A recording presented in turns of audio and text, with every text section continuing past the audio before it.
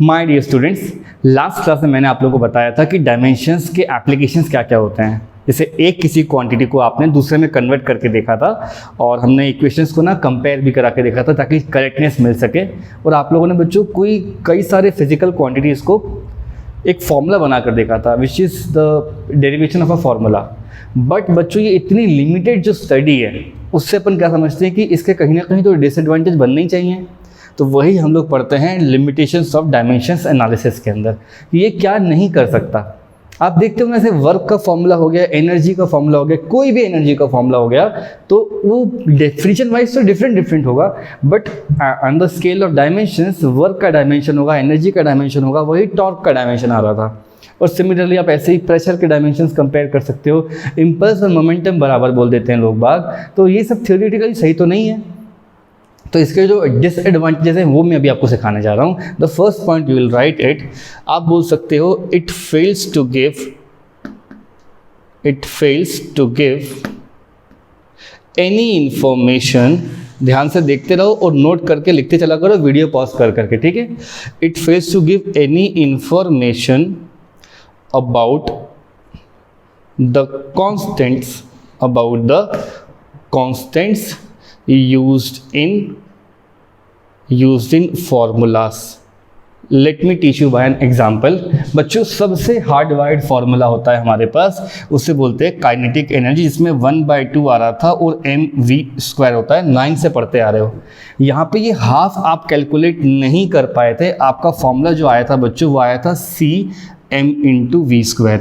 ऐसे ही बच्चों मैंने आप लोगों को टाइम पीरियड भी पढ़ा रखा है, इसको बोलते हैं 2π रूट के अंदर l/g। लेकिन डायमेंशन की क्लास में यहाँ एक कांस्टेंट लग जाता है बच्चों, देखना है यहाँ पर क्या लग जाएगा, कांस्टेंट लग जाएगा और रूट के अंदर यहाँ पर l/g आ जाएगा। सर के कहने का ये मतलब है कि डायमेंशन की जो स्टडी है उसमें आप ये हाफ नहीं पता कर सकते और ये 2π का टर्म भी नहीं पता कर सकते। अब ये दोनों के दोनों तो अपने कांस्टेंट वैल्यू रखते हैं, इनका कोई डायमेंशन नहीं है। तो हम ये कह सकते हैं कि ये वाला जो एग्जाम्पल सर ने दिया है वह एग्जाम्पल अपना किसका है, डायमेंशन लेस कॉन्स्टेंट्स के बारे में ये कोई भी इंफॉर्मेशन नहीं कैरी करता। फिर बोलोगे सर वो तो जाहिर सी बात है डायमेंशन नहीं होगा तो कैसे बताएगा ये। तो let me explain you the same thing with an another example. बच्चों ये समझ लो सेकेंड एग्जाम्पल का केस हो गया और ये first example. Remember a formula, जहाँ पे कोई कांस्टेंट आता है तो मुझे ध्यान में आ रहा है बच्चों, एक फॉर्मूला g लिखते हो आप, m1 लिखते हो, m2 लिखते हो और यहाँ हो जाता है r²। हालांकि आपको जब मैं g का डायमेंशन सॉल्व कराता हूँ तो आप g का डायमेंशन आसानी से निकाल सकते हो, पर क्या ये स्टडी g के बारे में और कुछ बता पाती है? क्या आपको ये नहीं अच्छा लगता कि सर ये g इसने ये क्यों नहीं बताया 6.67 × 10⁻11 newton meter square divide by kg का स्क्वायर। ये टर्म तो डायमेंशन से मिल रही है लेकिन ये नहीं मिल पाती, इसलिए बोला जा रहा है it fails to give any information about the constant use in formulas. हाँ भाई, डायमेंशन लेस कांस्टेंट होगा तो बता भी नहीं सकता, और अगर डायमेंशनल कांस्टेंट है, let me right it somewhere, इसका नाम ये इस कैटेगरी में पढ़ाया जाएगा, आपको ऐसे को ऐसे ही नोट कर लेना है। इसके पास डायमेंशन होगा, so you will be writing it as dimensional constant. एक फॉर्मूला और लिख देता हूँ मैं ताकि आपको ये बात ध्यान में रहे हमेशा। बच्चों इलेक्ट्रोस्टैटिक फोर्स का फॉर्मूला होता है जब दो चार्ज आपस में इंटरेक्ट करेंगे, क्लास 12th में आप लोगों को बताया जाएगा। तो वह हो जाएगा स्मॉल वाला k पहला चार्ज दूसरा चार्ज डिवाइड बाय r का स्क्वायर। यहाँ पे स्मॉल k का डायमेंशन तो मालूम होता है अपन को, अपन निकाल लेते हैं, लेकिन क्या ये बता पाता है अपन को k की वैल्यू 9 × 10⁻9 आती है? नहीं बच्चों, कोई भी कैलकुलेशन डायमेंशन की ये नहीं बता सकती। और इसको अपन लिखते हैं इस तरह से, newton meter square divide by coulomb square.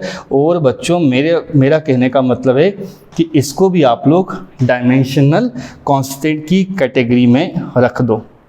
ये आपको हेल्प करेगा इस टॉपिक को समझने में कि कैसे डायमेंशन ये नहीं बता पा रहा कि यार कांस्टेंट क्या है फॉर्मूले में, वो हम बस कांस्टेंट निकाल देते हैं। और सिमिलरली ये तो फॉर्मूला मुझे मालूम होता है तो इसलिए उसका डायमेंशन निकाल पाया लेकिन उसकी वैल्यू नहीं बता पा रहा। सो यू कैन टेल कि सर ये वैल्यू तो नहीं बता पाएगा लेकिन यूनिट तो बता देगा। तो ज़्यादा इन्फॉर्मेशन नहीं मिल पाती, यही हमारा फर्स्ट पॉइंट होगा। It fails to give any information about the constant used in formula. इतना नोट कर लो, आगे बढ़ रहे हैं अपन फटाफट, ठीक है। चलो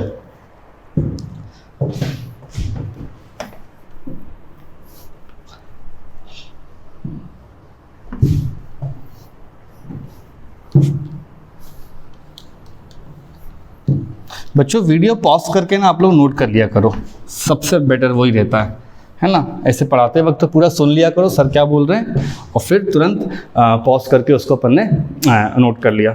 सेकंड केस ये कहता है बच्चों, ये हमें बोलेगा कि ऐसा क्या होता है कि जब कुछ फॉर्मूले apart from physical quantities depend करने लग जाएं। तो आप लोग 11th में ही पढ़ोगे बच्चों फ्लूइड चैप्टर में जाके कि जब वाटर होता है या कोई और लिक्विड होता है बच्चों, वो इस तरह से ना कैपिलरी के अंदर रेस करता है और मतलब डेप्थ में भी जाता है। तो वहाँ से ये समझ में आता है कि जो रेज अगर कर रहा है बच्चों, तो उसका जो रेजिंग करने का ये जो रेडियस निकल कर आता है, इसको आगे चल के बताऊंगा मैं कैपिलरी के अंदर। बट अभी आप ये ध्यान रख लो कि सर यहाँ पर एक हाइट निकाल कर देते हैं, इसे कहते हैं एसेंड करा है या डिसेंड करा है, डिपेंड करता है लिक्विड की डेंसिटी पे और सरफेस टेंशन पे। इतने भारी भरकम वर्ड नहीं बोल रहा हूँ, बस समझ लो कि h एक क्वांटिटी है और इसका फॉर्मूला होता है 2t cos theta divided by rho g r. बच्चों r यहाँ पर ये रेडियस होता है। मैं इसको लेवल अभी इसलिए नहीं कर रहा हूँ बिकॉज वो फ्लूइड मैकेनिक्स पढ़ाया ही नहीं गया है, बट वहाँ का एक फॉर्मूला है जो आपको समझा सकता है कि अगर कोई क्वांटिटी बच्चों इस एंगल पे डिपेंड करने लग जाए apart from your physical quantities, मतलब एमएलटी को छोड़ के किसी एंगल पे वैल्यू डिपेंड कर रही है, तो डायमेंशन अपने हाथ खड़े कर लेगा, बोलेगा भाई मुझे नहीं आता। तो अपन लिख सकते हैं व्हेन या it fails to derive a quantity, it fails to derive a, बच्चों लिखते चलो मेरे साथ साथ, it fails to derive a quantity which depends upon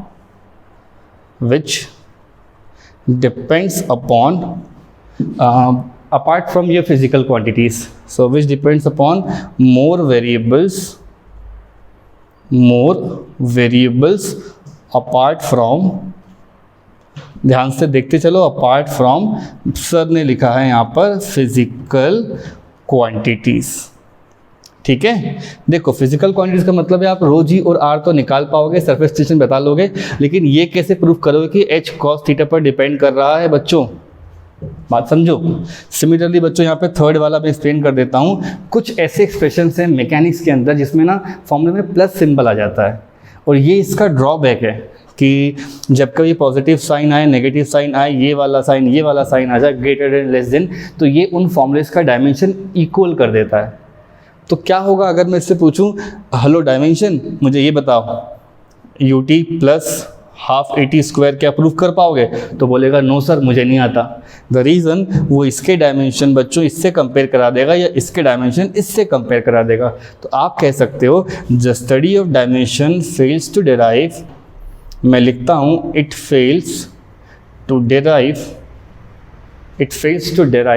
the equation, it fails to derive the equation. और कौन सी इक्वेशन होगी बच्चों, s बराबर यू टी प्लस, ये बहुत डिबेटेबल इक्वेशन है, बहुत मुश्किल से आती है, ग्राफ आप में सॉल्व करते हैं तो इनिशियल कंडीशन फाइनल कंडीशन निकाल कर 9-10 में ग्राफ से पढ़ लिया हो आपने, हम भी पढ़ लेंगे इसको भी मोशन चैप्टर में, बट ये एक कॉन्ट्रडिक्शन है आपके डायमेंशन टॉपिक का।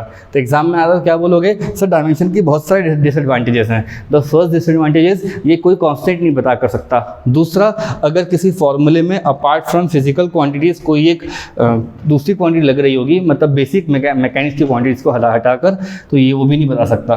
थर्ड क्या होगा सर, ऐसे फॉर्मूले आएंगे तो ये बोलेगा भैया मुझे नहीं आता।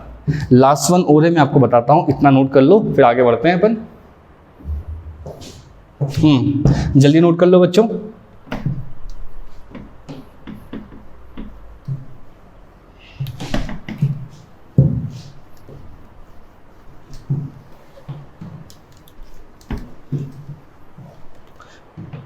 ऑल राइट, लास्ट वाला सबसे इंपॉर्टेंट है and I like to share it with you. याद कर लेना, बार बार सुना है मैंने सर के मुँह से निकलते हुए कि ट्रिग्नोमेट्री इस्तेमाल नहीं करना, लॉग आ जाए तो 0-0 कर देना। तो जो अपन ने अपने एडवांटेज के लिए यूज़ करा पढ़ाई करते वक्त बच्चों, नाउ यू विल सी वही हमारा डिसएडवांटेज बन जाएगा, बिकॉज देयर आर फॉर्मूलेज जहाँ पे साइन थीटा कॉस थीटा लगता है, टैन थीटा लगता है। देयर आर फॉर्मूले जहाँ लॉग से आंसर आता है। आप पढ़ोगे 12th में कैपेसिटर्स के फॉर्मूलेज में कुछ ऐसे फॉर्मूले होते हैं बच्चों जहाँ पे एक्सपोनेंस की फॉर्म में आता है, जहाँ करंट बढ़ रहा होता है, करंट घट रहा होता है, तो उसको बोलते हैं चार्जिंग डिस्चार्जिंग। तो मेरे कहने का ये मतलब है कि जो फॉर्मूला इनका इस्तेमाल करता हो, इट फेल्स टू डिराइव, ये सबसे अच्छी लाइन है, एग्जाम में लिख देना, टीचर बिल्कुल खुश हो जाएगा आपसे। ठीक है, it fails to derive the equations of physical quantities. मैं ना वो टफ इक्वेशन लिख के आप लोगों का मोरल डाउन नहीं कर रहा हूँ, बस आपको लॉजिक बता रहा हूँ कि ऐसा भी होता है, ठीक है। It fails to derive the equation of physical quantities. मेरी तरह इसको नोट कर लेना, कोई दिक्कत वाली बात नहीं है। कंटेनिंग ये 3 होंगे अपने, एक हो जाएगा प्यारे बच्चों ट्रिग्नोमेट्रिक, फिर हो जाएगा बच्चों आपका लॉगरिदमिक, ठीक है, लॉगरिदमिक, और एट लास्ट आ जाएगा बच्चों मेरे पास एक्सपोनेंशियल फंक्शंस। तो ये रहे मेरे लिमिटेशंस जो मैंने आपको चारों के चारों एक्सप्लेन कर दिए। सबसे इंपॉर्टेंट आपका कांस्टेंट वाला था, जिसमें कांस्टेंट को हम नहीं पता कर सकते थे, चाहे कांस्टेंट डायमेंशनल हो या डायमेंशन लेस हो। सेकंड वन वॉज कि कोई ऐसा एक फॉर्मूला आ जाए जहाँ पे अपार्ट फ्रॉम फिजिकल क्वांटिटीज किसी और पर डिपेंड करने लग जाए, तो वो भी नहीं बता पाएगा। थर्ड थिंग, अगर कोई फॉर्मूले में सब्ट्रैक्शन का फॉर्मूला बीच में आ गया तो वो नहीं पता कर सकते। फोर्थ थिंग ये है कि पूरी की पूरी ट्रिग्नोमेट्री, मैं लिख देता हूँ ना बच्चों, आपने पढ़ा होगा log to the base e, और मैं एक्सपोनेंट लिखता हूँ तो हो जाएगा e टू पावर x, और मैं साइन cos 10 में मान लो साइन थीटा ले लेता हूँ। बच्चों मैंने ही आपसे बोला है ना, जब भी ऐसा दिख जाए तो सॉल्व करने के लिए ले लेना। तो कहीं कहीं ये चीज़ एडवांटेज है, तो जिस फॉर्मूले में यही लगता होगा तो क्या बोलोगे, अरे यार ये तो आ ही नहीं रहा अपन से। So that will be counted as disadvantage of your dimensions and it will be categorize under this heading. If somebody will ask you what is limitations, तो बोलना भाई ये 4 हैं, बात खत्म करो, है ना। तो बच्चों उसको नोट कर लो, अपन आगे बढ़ रहे हैं। Will be starting with measurements in the next class. Till then bye bye, ठीक है।